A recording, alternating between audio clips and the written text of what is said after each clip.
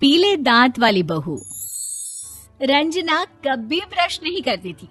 उसे कितनी बार उसके माँ बाप ने डांटा, लेकिन उसका कोई असर उस पर होता ही नहीं था, जिस कारण से उसके दांत पीले पीले हो जाते हैं। शादी के बाद।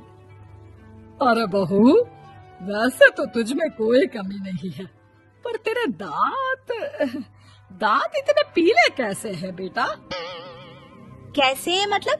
कोई सर्जरी थोड़ी ना कराइए। वो तो क्या नाम, मैं ब्रश नहीं करती थी तो पीले हो गए। अब क्या करूं? आप कहें तो लाल करवा लूं या फिर काले? यार ये क्या है, क्यों माँ से लड़ रही हो?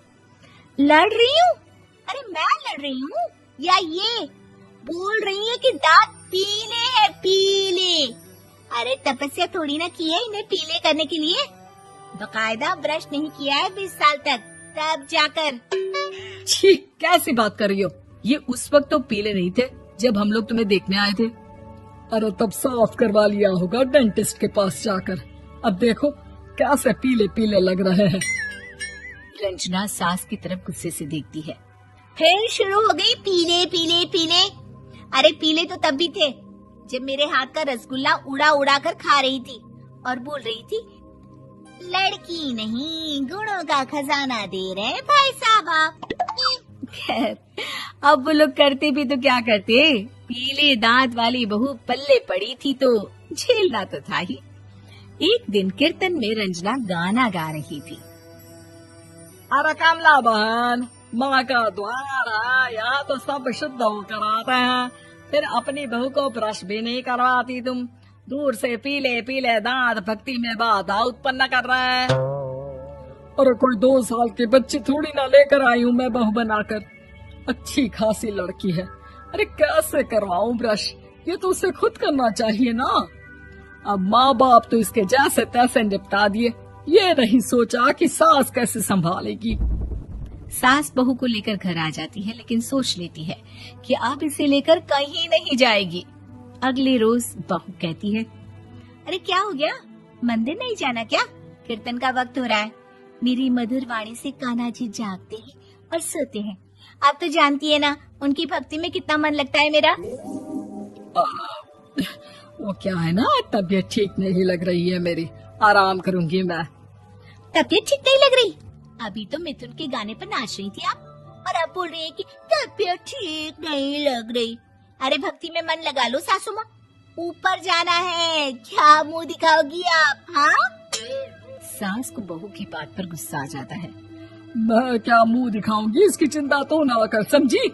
अपने मुंह की चिंता कर, जो ये पीले पीले दांत लेकर हर जगह पहुंच जाती है। पता है लोग कितना मजाक बनाते हैं। ना जी ना, मैं नहीं जाना कहीं तेरे साथ।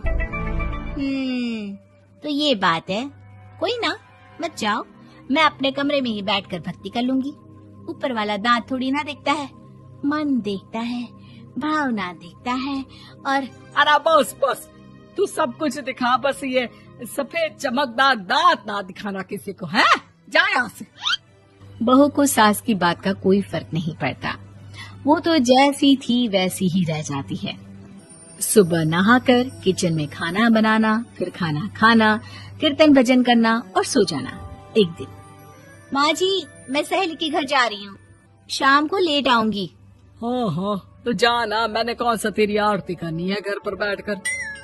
रंजना सहेली के घर जाती है, जहाँ वो पार्टी में जाने की तैयारी कर रही होती है। अरे शिखा, कहाँ जाने की तैयारी कर रही है? मैं गलत वक्त पर आ गई क्या? अरे नहीं यार, उल्टा सही वक्त पर आई है। मैंने ये साड़ी और ज्वेलरी निकाली है यार, शाम को इनके ऑफिस की एक पार्टी में जाना है। बताना कैसा लग रहा है ये सब? नहीं यार, इस ड्रेस के साथ तो वो वाली ज्वेलरी अच्छी लगेगी। हाँ हाँ सही बोल रही है, मैंने ध्यान ही नहीं दिया। वैसे तो हमेशा से मस्त फैशन सेंस रखती है आप। तो बड़ा जाती होगी ना पति के साथ पार्टी में। रंजना कुछ नहीं बोलती, बस सोचती है कि यार काश ये बात सही हो जाती।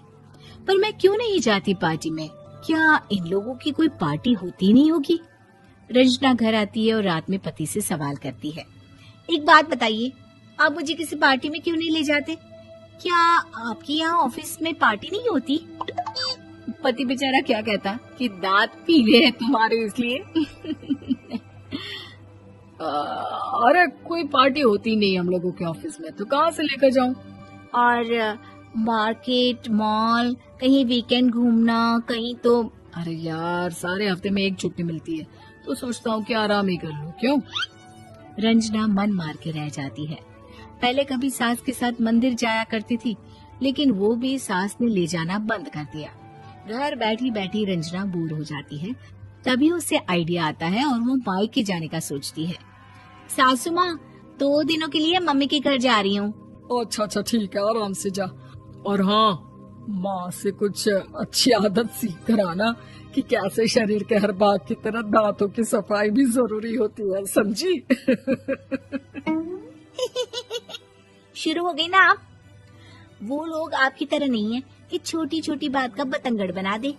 उन लोगों के लिए मैं मायने रखती हूँ, ना कि मेरे पीले पीले दांत। रंजना माँ को बिना बताए उन लोगों को सरप्राइज देती है, लेकिन जैसे ही वो दरवाजे पर पहुँचती है, अंदर देखती है कि घर वाले कहीं जा रहे होते हैं। अब माँ, काश रंजना दीदी के दांतों वाली प्रॉब्लम नहीं होती, तो वो भी हम लोगों के साथ चलती ना बुआ जी की बेटी की शादी में। हाँ बेटा, लेकिन अब उसे कौन समझाए कि उसको उसके पीले दांत नहीं दिखते, लेकिन उसके आसपास के लोगों को कितना एम्बैरेसिंग फील कराते हैं। मुझे तो कितनी बार उसके स्कूल की टीचर ने शिकायत की कि उसके साथ कोई लड़की बैठना भी नहीं चाहती, और ना ही कॉलेज में कोई उससे बात करना चाहता था। लेकिन पता नहीं क्यों उसे ये बात समझ में ही नहीं आती। कोई कमी नहीं है उस लड़की में, बस यही कि दांत पीले हैं। वो तो भला हो जीजा जी और उनकी माँ का, जो दीदी को जैसी है वैसे ही रखा हुआ है। रंजना को अपने घर वालों की बात सुनकर बहुत दुख होता है। वो सोचती है कि वो क्या करे, लेकिन फिर वो सीधा डेंटिस्ट के पास जाती है, अपने दांत चमकाती है और कसम खाती है कि वो रोज ब्रश करेगी। अरे क्या हो गया? तुम तो 2 दिनों के लिए गई थी ना? पर कोई ना, अच्छा है, चलो आ गई तो। रंजना सास के सामने आकर खड़ी हो जाती है और पूरी स्माइल करती है, उसके चमकदार दांतों को दिखाती हुई। हाँ? चले मंदिर।